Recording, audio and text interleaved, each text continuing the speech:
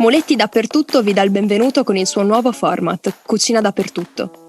Oggi vi mostreremo come fare quello che, senza ombra di dubbio, è il tipico piatto sardo per eccellenza, il mallo reddus alla campidanese.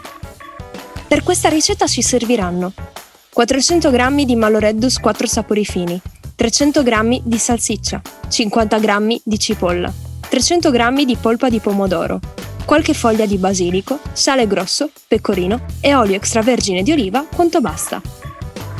Una volta recuperati tutti gli ingredienti, possiamo passare al procedimento. Iniziamo con la preparazione del sugo alla campidanese.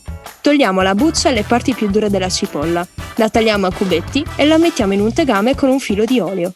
A questo punto accendiamo il fornello a fiamma medio-bassa, mescoliamo spesso, avendo cura di non far bruciare il tutto. Quando la cipolla diventa dorata, aggiungiamo la polpa di pomodoro e qualche foglia di basilico fresco.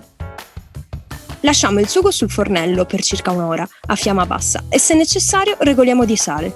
Nel frattempo, riempiamo una pentola capiente e la posizioniamo sul fuoco. Nell'attesa che l'acqua raggiunga il punto di ebollizione, tagliamo la salsiccia a pezzetti, la mettiamo in una padella e la posizioniamo sul fornello.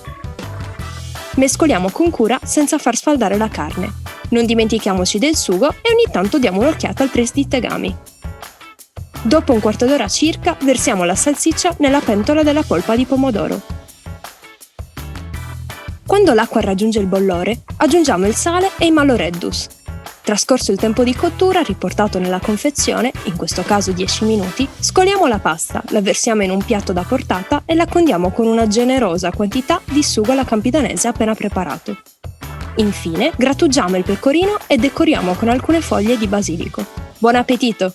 Se avete provato questa ricetta, fateci sapere com'è andata con un commento o taggando i nostri account social, Facebook, Instagram, Twitter e LinkedIn nella foto del vostro piatto.